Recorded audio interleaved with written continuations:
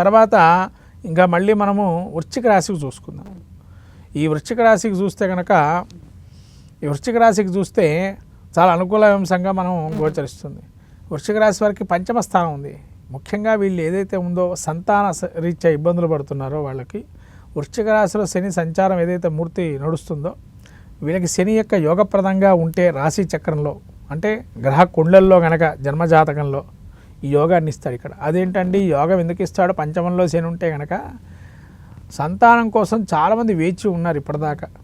వృశ్చిక రాశి వారు చాలామందికి కొంతమంది సంతానం లేదు, అంటే ఉన్న వాళ్ళకు ఉన్నారు, లేని వాళ్ళు నేను ఇప్పటివరకు చాలా వరకు చూశాను, జాతకాల పరిశ్రమలోకి వస్తాయి కాబట్టి వాళ్ళకి ఇది ఒక మంచి అంశము. శుక్రబుధుల కాంబినేషన్ కలిగింది. ఇక్కడ మీరు ముందరికి వెళ్ళటానికి ఒక మంచి అవకాశం దొరికింది.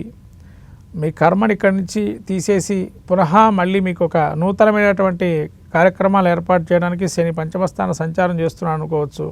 అందులో అర్ధాష్టమం వెళ్ళిపోయి పంచమంలోకి వస్తున్నాడు. ఒక యోగమైనటువంటి చిన్న విషయాన్ని మీకు వదిలేసి వెళ్ళే అవకాశం కూడా శని ఉంటుంది. ఈ చతుర్థాష్టమ శని అంత యోగప్రదంగా ఉంటుంది వెళ్ళేటప్పుడు. కాబట్టి వృశ్చిక రాశి వారికి వెళుతూ శుభాన్ని ఇవ్వడం అయితే ఖాయంగా చెప్పవచ్చు వృశ్చిక రాశి వారికి. కాబట్టి మీకు వెళుతూ శుభాన్ని ఇచ్చినా వెళ్ళిన తర్వాత అశుభాన్ని ఇస్తారా అని మీ యొక్క మనసులో ఉండొచ్చు. కానీ శుక్రబుధుల కాంబినేషన్ ఉన్నంత కాలం మిమ్మల్ని ఏ ఇబ్బంది ఉండదు. తర్వాత కూడా పంచమ స్థానంలో ఉండడం శని వల్ల షార్ప్నెస్ అనేది సంతానానికి ఇస్తాడు. మీ సంతానానికి మంచి యోగం మళ్ళీది. మీకు యోగం ఉండకపోయినా వృశ్చిక రాశి వారి యొక్క సంతానానికి యోగప్రదంగా చెప్పవచ్చు. ఇది వాళ్ళ సంతానానికి యోగం ఇది. ఎందుకంటే నూతనమైన గృహప్రవేశాలు, గృహారంభాలు కానీ, వివాహాది శుభ కార్యక్రమాలకు కానీ, సంతానానికి కానీ వీళ్ళ సంతానానికి యోగప్రదంగా ఉంటుంది ఇది.